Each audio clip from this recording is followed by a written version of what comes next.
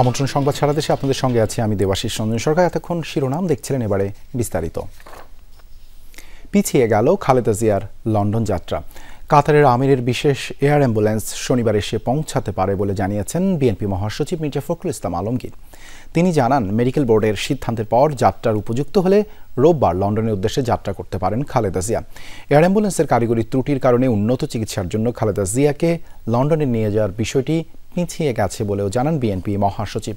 এদিকে সবশেষ আনুষ্ঠানিক ব্রিফিংয়ে ডাক্তার এজেডএম জাহিদ হোসেন জানান, খালেদা জিয়ার শারীরিক অবস্থা অপরিবর্তিত, বর্তমানে চিকিৎসা গ্রহণ করতে পারছেন তিনি। গত 23 নভেম্বর হার্ট এবং ফুসফুসে সংক্রমণ নিয়ে হাসপাতালে ভর্তি হন বিএনপি চেয়ারপারসন।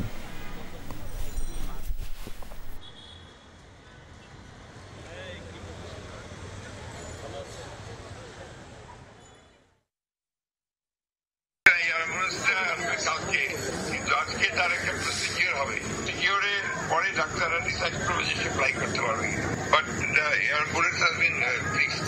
ওটা 6 তারিখে আগামীকাল আসার কথা আছে আর কি। আর টেন্টেটিভলি যদি সব ঠিকঠাক থাকে, ডাক্তাররা যদি ফিজিক্যালি মেডিকেলি ফিট, তাহলে 7 তারিখ সকালে যাবে। রাজধানী এভার কেয়ার হাসপাতালের সামনে থেকে যোগ দিচ্ছেন আরেফিন শাকিল। আরেফিন, জুবেদা রহমান তো এভার কেয়ারে পৌঁছেছেন, হাসপাতালের বাইরে এখন কি অবস্থা দেখছেন? মেডিকেল বোর্ডের পরবর্তী কার্যক্রম সম্পর্কে আপনার কাছে কি তথ্য রয়েছে? দেবাশিস, ধন্যবাদ। মূলত মেডিকেল বোর্ডের কর্মকর্তা যারা সদস্য রয়েছেন, চিকিৎসক যারা রয়েছেন, তারা জুবেদা রহমানের সঙ্গে ভিতরে প্রবেশ করেছেন, তারাও ভিতরে রয়েছেন। বিএনপি চেয়ারপারসন এখন তারা দেখছেন। শুরুতেই জুবেদা রহমান আগে তার শাশুড়িকে দেখবেন, দেখার পর মেডিকেল বোর্ডের সাথে আলাপ করে তারা পরবর্তী করণীয় ঠিক করবেন। একটার সময় মেডিকেল বোর্ডের যেই বৈঠক, সেই বৈঠক শুরু হবে এবং সেই বৈঠকে দেশ বিদেশি বেশ কয়েকজন বিশেষজ্ঞ চিকিৎসকের অনলাইনে যুক্ত হওয়ার সম্ভাবনার কথা আমরা জেনেছি। এবং একটার সময় যে বৈঠক, সেই বৈঠকের শুরু হওয়ার পর বিএনপি চেয়ারপারসনের গতকাল রাতে তার অবস্থার যে অবনতি হয়েছে, সেই অবনতি হওয়ার পর সকাল থেকে তার অবস্থা অপরিবর্তিত বলে জানিয়েছেন চিকিৎসকরা। এবং সেই অপরিবর্তিত পরিস্থিতির নিয়ে শেষ পর্যন্ত তাকে লন্ডন যাওয়া যেতে পারে কিনা বা যাবেন কিনা, সেই করণীয় মূলত ঠিক করা হবে। এবং শারীরিক অবস্থার উন্নতির জন্য কি করা উচিত, সেটাই মূলত নির্ধারণ করা হবে একটা বৈঠকে। এবং সন্ধ্যার পরেও কিন্তু আরেকটি মেডিকেল বোর্ডের বৈঠক হওয়ার কথা রয়েছে, আমরা তেমনটাই জেনেছি। এর বাইরে যদি আপনি যেটা জানতে চেয়েছেন, মূলত এভারকেয়ারের সামনে বিএনপি নেতাকর্মীদের ছোটোখাটো জটলা রয়েছে। যারা অল্প কিছু সমর্থকরা এসেছেন, তারা এখন অনেকেই চলেই গিয়েছেন, তবে গণমাধ্যম এবং পুলিশ সদস্য ছাড়া তেমন কেউ আসলে এভারকেয়ার হাসপাতালের সামনে এখন অবস্থান করছেন না। এবং যারা স্বাভাবিকভাবে হাসপাতালের যে কার্যক্রম, সেই কার্যক্রম খানিকটা সময়, অর্থাৎ যখন জুবেদা রহমান যখন ভিতরে প্রবেশ করছিলেন বা আসছিলেন, তখন খানিকটা ব্যাহত হয়েছিল। তবে এরপর এখন পরিস্থিতি একেবারেই স্বাভাবিক চলাচল করছে, অর্থাৎ যারা হাসপাতালে সেবা নিতে এসছেন তারা কিন্তু যেতে পারছেন এবং তাদের কার্যক্রম একেবারে সচল রয়েছে। এবং সেই সঙ্গে আমরা বিএনপির পক্ষ থেকে বারবার বলার চেষ্টা জানার চেষ্টা করছিলাম, বিএনপি চেয়ারপারসন রোববারে যাওয়ার যে নতুন সময়সীমা নির্ধারণ করা হয়েছে, সেটি একেবারেই চূড়ান্ত কিনা। বিএনপির পক্ষ থেকে এখন পর্যন্ত সেটি চূড়ান্ত করা হয়নি, যদি বিএনপি মহাসচিব নিজেও বলেছেন তার রোববারে যাওয়াটা অনেকাংশে নির্ভর করে তার শারীরিক অবস্থার উপর। চিকিৎসকরা যদি তাকে পারমিশন দেন বা অনুমতি দেন, তবেই তিনি রোববার উড়াল দিবেন। তবে তার অবস্থা এখন পর্যন্ত সেই ফ্লাই করার মতো অবস্থা তার এখনও পর্যন্ত তৈরি হয়নি বলে আমরা জানতে পেরেছি। দেবাশিস, ধন্যবাদ আরেফিন যুক্ত হবার জন্য। শেখ হাসিনাকে ফেরত চেয়ে ভারতের কাছে চিঠি পাঠানো হলেও এখনও কোনো ইতিবাচক সাড়া মেলেনি, এমনটাই বলেছেন পররাষ্ট্র উপদেষ্টা তৌহিদ হোসেন। সকালে রংপুর সার্কিট হাউসে সাংবাদিকদের প্রশ্নের উত্তরে কথা বলেন তিনি। উপদেষ্টা বলেন, শেখ হাসিনাকে ফেরত চেয়ে পাঠানো চিঠি যাচাই বাছাই করছে ভারত। তিনি আরও বলেন, তারেক রহমানের দেশে ফেরার বিষয়ে কোনো তথ্য নেই। পররাষ্ট্র উপদেষ্টা জানান, এয়ারক্রাফটে কারিগরি ত্রুটির কারণে আজ খালেদা জিয়াকে লন্ডনে নেওয়া হচ্ছে না। এর আগে 4 দিনের সফরে রংপুর যান উপদেষ্টা তৌহিদ হোসেন। দ্বিপাক্ষিক আলোচনা সম্ভব নয় এই জন্য যে তারা একটা নন স্টেট অ্যাক্টর, আমরা স্টেট হিসাবে তাদের সাথে তারিখ সাহেব কখন আসবেন এ সম্বন্ধে আমার কাছে কোনো তথ্য নেই। বেগম জিয়াকে আজকে নেওয়া হচ্ছে না, আমি যেটুকু ঢাকা থেকে আজকে সকালে জানলাম যে আজকে নেওয়া হচ্ছে না, একটু টেকনিক্যাল প্রবলেম দেখা যাচ্ছে ওই এয়ারক্রাফট নিয়ে, সেক্ষেত্রে হয়তো 1 দিন দেরি হতে পারে। শেখ হাসিনার ব্যাপারে বিষয়টা হচ্ছে যে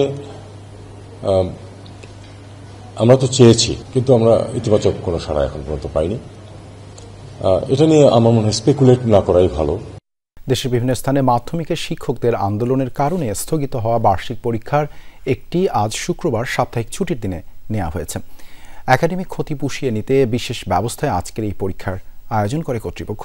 সকাল থেকে চট্টগ্রাম, খুলনা, হবিগঞ্জের বিভিন্ন স্কুলে শুরু হয় পরীক্ষা। শিক্ষা কর্মকর্তারা জানিয়েছেন, পরীক্ষার্থীদের সুবিধা ও সময়সূচি স্বাভাবিক রাখতেই ছুটির দিনে পরীক্ষার সিদ্ধান্ত নেওয়া হয়েছে। তবে পাবনা, সিলেট, রাজশাহী সহ বিভিন্ন জেলায় কাল নেওয়া হবে স্থগিত হওয়া বার্ষিক পরীক্ষার একটি। অভিভাবকদের কেউ কেউ বলছেন, শিক্ষকদের আন্দোলনের জেরে পরীক্ষার সময় শিক্ষার্থীদের জিম্মি করে দাবি আদায়ের চেষ্টা কোনোভাবেই গ্রহণযোগ্য নয়। এতে মানসিক চাপের মুখে পড়েছে ছাত্রছাত্রীরা।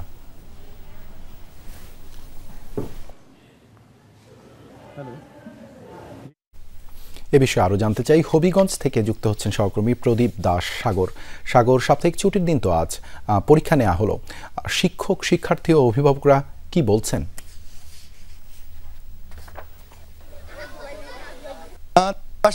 আসলে আজকে সাপ্তাহিক ছুটির দিন হলো। হবিগঞ্জের যে প্রধান যেটি মাধ্যমিক স্কুল হবিগঞ্জ সরকারি উচ্চ বিদ্যালয়, সেই পরীক্ষা নেওয়া হয়েছে এবং আজকে অন্তত 5টি শ্রেণীর শিক্ষার্থীদের পরীক্ষা নেওয়া হয়েছে এবং তারা যেটি বলছেন, সকাল 9:30 থেকে পরীক্ষা শুরু হয়েছিল, কিছুক্ষণ আগে 12:30টায় তাদের পরীক্ষা শেষ হলো। আসলে পরীক্ষা নিয়ে অভিভাবকরা যেটি বলছেন যে মাধ্যমিক শিক্ষকদের যে আন্দোলন, তাদেরকে নবম গ্রেডে দিয়ে বিশেষ ক্যাডারভুক্ত করা সহ যে 4 দফা দাবি, এই দাবির কারণে গত রবি এবং সোমবার তারা কর্মবিরতি পালন করেন এবং তাদের এই কর্মবিরতির কারণে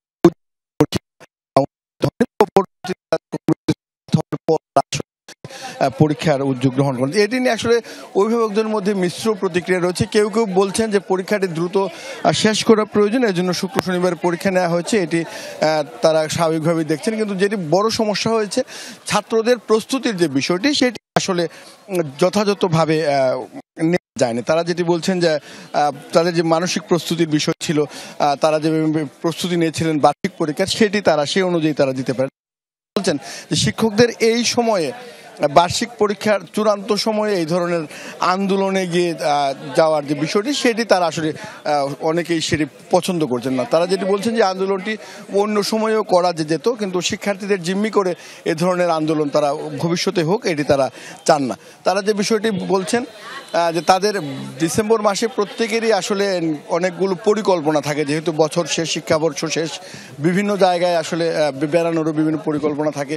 একই সাথে আজ যেহেতু শুক্রবারেও অনেকের সাপ্তাহিক বিভিন্ন কাজকর্ম থাকে, এই সবগুলোই আসলে ক্ষতিগ্রস্ত হয়েছে। সব কিছু মিলিয়ে তাদের যেটি বক্তব্য যে শিক্ষার্থীদের জিম্মি করে শিক্ষকদের যে আন্দোলন, এই আন্দোলন কোনোভাবেই তারা মেনে নিতে পারছেন না এবং তারা যেটি বলছেন ভবিষ্যতে যেন এই ধরনের কর্মসূচি কোনোভাবেই আর নেওয়া না হয় এবং তারা যেটি প্রত্যাশা করছেন যে নির্ধারিত সময়ের মধ্যে, যেহেতু আগামীকালকেও পরীক্ষা অনুষ্ঠিত হবে এবং এই ক্ষেত্রে অনেকের রবিবারের যে পরীক্ষা, সেটির প্রস্তুতিতে হয়তো ঘাটতি পড়তে পারে। সবকিছু মিলিয়ে শিক্ষকদের মধ্যে ধন্যবাদ প্রদীপ দাস সাগর আমাদের সাথে যুক্ত হবার জন্য। ময়মনসিংহের তারাকান্দায় অগ্নিকাণ্ডে পুড়ে ভস্মীভূত হয়েছে 14টি দোকান। ভোরে সদর বাজারে এই ঘটনা ঘটে। স্থানীয়রা জানায়, বাজারের একটি দোকান থেকে হঠাৎই আগুনের সূত্রপাত হয়।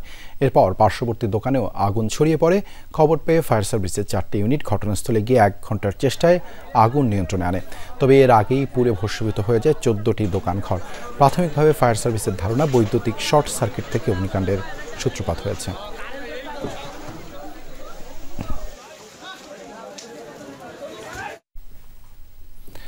রাজশাহী নগরীতে প্রাচীন একটি রাজবাড়ি নিলামে বিক্রি করা হয়েছে মাত্র 1.5 লাখ টাকায়। কিনে নেওয়ার পর ঐতিহাসিক এই রাজবাড়িটি ভেঙেও ফেলা হয়েছে। এতে ক্ষোভ প্রকাশ করেছেন ইতিহাসবিদরা।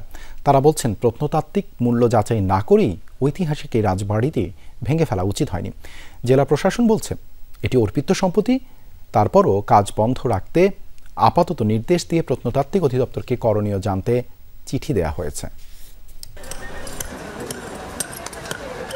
প্রাচীন এই বাড়িটি ভেঙে গুড়িয়ে দেওয়ার পরে এক নজর দেখতে এসেছেন এলাকাবাসী। রাজশাহী মহানগরীর সিপাহীপাড়া এলাকায় 15 কাঠার উপরে এই বাড়িটি বানিয়েছিলেন দীঘাপতিয়া রাজা হেমন্দ্র কুমার রায়ের ছেলে সন্দীপ কুমার রায়। আর জনশ্রুতি রয়েছে, মহারানী হেমন্ত কুমারী পুঠিয়া রাজবাড়ি থেকে রাজশাহী এলে এই বাড়িতেই থাকতেন। নাগলিঙ্গম ফুলের গাছটির পাশে প্রাচীন এই বাড়িটির কালের সাক্ষী হয়েছিল দীর্ঘ সময়। সম্প্রতি মাত্র 1.5 লাখ টাকায় নিলামে বিক্রির পর ভেঙে ফেলা হয়েছে সেই রাজবাড়িটি। একটা প্রাচীন নিদর্শন ছিল, এটা একটা ঐতিহ্য ছিল বাংলাদেশের। তো আমাদের অবশ্যই খারাপ লাগছে এই বিষয়টা দেখে। পুরোনো বাড়িগুলো যদি ভেঙে ফেলে, আমাদের রাজ্যের যে প্রজন্মগুলো আসছে তারা রাজ্যের ইতিহাসটা কতটুকু বুঝতে পারবে। ইতিহাসবিদরা বলছেন, বাড়িটি সংস্কার করে সংরক্ষণের উদ্যোগ না করে এভাবে ভেঙে ফেলার মাধ্যমে একটি প্রত্নতাত্ত্বিক নিদর্শন হারিয়ে গেল। প্রশাসনের উচিত ছিল যে বাড়িটি সংস্কার করে সংরক্ষণের উদ্যোগ গ্রহণ করা। এইভাবে যদি রাজশাহী শহরের সমস্ত পুরাতন স্থাপনা এবং যে পুরাতন ভবন যেগুলি আছে সেগুলো যদি একে একে নষ্ট হয়ে যায়, 1772 সালে তখন রাজশাহী জেলা সৃষ্টি হয়েছিল, তার যে একটা ইতিহাস ঐতিহ্য সেটি কিন্তু ধীরে ধীরে মুছে যাবে। আমরা যেটা দেখতে পেলাম 5-6টা সুড়ঙ্গ দেখা যাচ্ছে ঘরের নিচে। তো আমি আমার ক্ষুদ্র জ্ঞানে যেটা মনে করছি যে এটা আসলে ভেন্টিলেশনেরই একটা অংশ।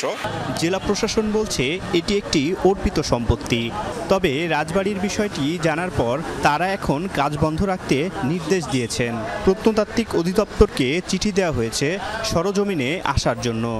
আমরা প্রত্নতত্ত্ব অধিদপ্তরকে এই বিষয়টি ইতিমধ্যে মৌখিকভাবে জানিয়েছি। তারা এসে পরীক্ষা নিরীক্ষা করে যদি এই স্থানটির কোনো প্রত্নতাত্ত্বিক ভ্যালু থাকে তাহলে প্রত্নতত্ত্ব অধিদপ্তরের আওতাভুক্ত যেভাবে এটাকে সংরক্ষণ করা যায় সেভাবে আমরা ব্যবস্থা নেব। রাজপরিবার চলে যাওয়ার পর এই বাড়িটি খালি পড়েছিল।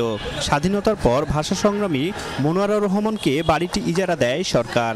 এই বাড়িতেই তিনি নারীদের কুটির শিল্প প্রতিষ্ঠান নামের একটি সংগঠন চালাতেন। 2009 সালে মনোয়ারা রহমান মারা যাওয়ার পর বাড়িটি পরিত্যক্ত হয়ে যায়। তারেক মাহমুদ, যমুনা নিউজ, রাজশাহী। ব্রাহ্মণবাড়িয়ায় 50 বছর ধরে গান গেয়ে সংসার চালাচ্ছে এক অন্ধ পরিবার। হঠাৎই বাধা আর হুমকির মুখে মঞ্চে ওঠাই বন্ধ হয়ে গিয়েছিল। টানা 6 দিন ভয় ও আতঙ্কে দিন কাটে পরিবারটি। অবশেষে প্রশাসন ও স্থানীয় রাজনৈতিক নেতাদের আশ্বাসে আবারও মুক্ত মঞ্চে গান গাওয়া শুরু করেন তারা।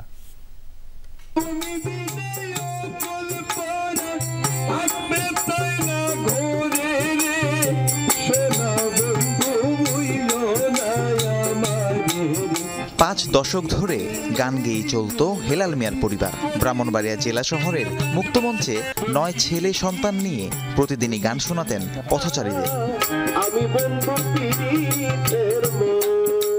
13 সদস্যের পরিবারের 9 জনই দৃষ্টি প্রতিবন্ধী। ছোটবেলায় সঙ্গীতের তালিম নেয়ার পর থেকেই হাটবাজারে গান গাইতেন হেলাল মিয়া। পরবর্তীতে সন্তানদেরও গান শেখান নিজেই। অন্ধ হওয়ায় ভিক্ষাবৃত্তি বেছে না নিয়ে গান গেয়েই রোজগার করে থাকেন।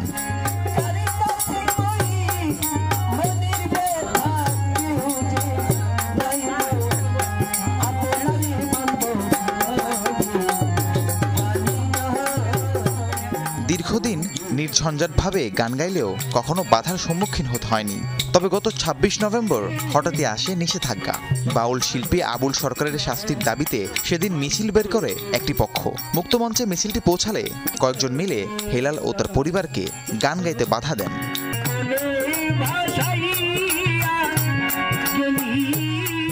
কইছে যে গান আওয়ামী লীগ হোক আর বিএনপি হোক আর জাতীয় পার্টি হোক, কোনো পার্টি এ মাঠে গান চলবে না। যদি কোনো পার্টির গান এ মাঠে দেওয়া হবে না, আপনি 10 মিনিটের ভিতরে ওইটা জানি হানতে, নাইলে কোনো মিটি বাংসুর হইলে আমাকে বুঝতে পারবেন না। আমার মনের ভিতরে একটা বই হামাইছে, আমরা পাশে তো কেউ নাই। আজকে আল্লাহ যদি নয়ন খুলে দিত তাইলে আমরা কোনো বই বিক্রি থাকলো নইলে।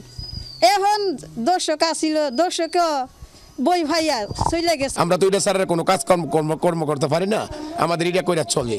কোন আপনারা এটি বাদ দেন, এটি বাদ দিয়ে বাড়ি বাড়ি গিয়ে হাত পাতেন, ভিক্ষা করেন। এরপর টানা 6 দিন ভয় আতঙ্কে আর মুক্তমঞ্চে যাওয়া হয়নি পরিবারটির। উপার্জনের পথ না থাকায় বিপাকে পড়েন। এরই মধ্যে বিষয়টি জানাজানি হলে হেলাল মিয়ার পরিবারের পাশে দাঁড়ায় উপজেলা নির্বাহী কর্মকর্তা, জেলার বিভিন্ন সাংস্কৃতিক সংগঠন ও রাজনৈতিক নেতারা।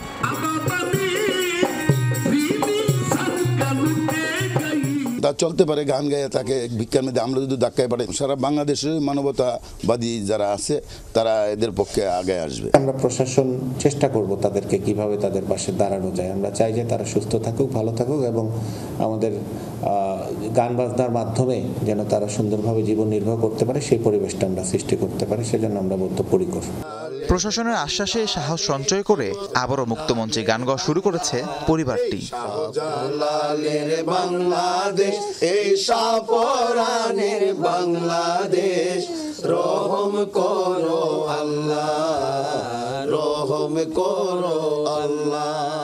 রাহিম সারোয়ার, যমুনা নিউজ। পাবনায় সম্প্রতি পশুর প্রতি নির্মমতার প্রতিচ্ছবি দেখেছে দেশবাসী। এর বিপরীতে গোপালগঞ্জের কোটালী পাড়ায় এক তরুণ তৈরি করেছেন অনন্য দৃষ্টান্ত। মানুষ যেখানে বেওয়ারিশ কুকুর দেখলে পাশ কাটিয়ে চলে যায়, সেখানে GM রনি নামের এক যুবক প্রায় 30টি কুকুরকে প্রতিদিন 3 বেলা খাবার খাওয়ান। শুরুতে পরিবারের সমর্থন না থাকলেও এখন তারাই রনির সবচেয়ে বড় শক্তি। পাবনায় সম্প্রতি কুকুর ছানার সাথে নির্মমতার ঘটনায় হতবাক হয়ে পড়ে দেশের মানুষ। 8টা কুকুর ছানাকে বস্তাবন্দি করে পানিতে চুবিয়ে হত্যা করা হয়। অভিযুক্ত নারীকে গ্রেফতারও করে পুলিশ। সেই ঘটনার বিপরীত চিত্র দেখা যায় গোপালগঞ্জের কোটালীপাড়ায়। এ যেন নিষ্ঠুরতার মাঝে মানবিকতার নীরব শান্ত প্রতিবাদ। ঘাঘর বাজারে প্রতিদিন 3 বেলা খাবার নিয়ে 25 থেকে 30টি কুকুরের মাঝেই সময় কাটান GM রনি। পেশায় মোবাইল মেকানিক, কিন্তু হৃদয়ে জায়গা শুধু অবলা প্রাণীদের জন্য। করোনাকালীন লকডাউনে যখন বাজার হোটেল সব বন্ধ হয়ে যায়, খাদ্যের অভাবে জীবন মৃত্যুর লড়াইয়ে পড়ে কুকুরগুলো। ঠিক তখনই নিজের বাড়িতে রান্না করে খাবার পৌঁছে দিতে শুরু করেন রনি। প্রথম কয়েকটা দোকান থেকে একটা রুটি কিনে দেওয়া শুরু করলাম। এরপর থেকেই ভালো লাগা যে কিভাবে করা যায়। এরপর থেকে সংখ্যায় বাড়তে থাকে। আসলে এরপর থেকে আমি বাড়িতে ভাত রান্না করে নিয়ে আসার চেষ্টা করি, কারণ রুটি তো কিনে আসলে আমার তো স্বল্প ইনকামে আমি পারতেছিলাম না। আমি আগে ওদের খাওয়াই, তারপরে আমি নিজে খাই। আমি ওদের অভুক্ত রেখে আমি আসলে আমার খেতে পারি না। প্রথম দিকে পরিবারে কিছুটা আপত্তি থাকলেও এখন তারাই রনির সবচেয়ে বড় শক্তি। প্রতিদিন আলাদা করে কুকুরগুলোর জন্য ভাত রান্না করেন রনির স্ত্রী। স্বজনদের অনেকেই এখন যুক্ত হয়েছেন এই মানবিক কাজে।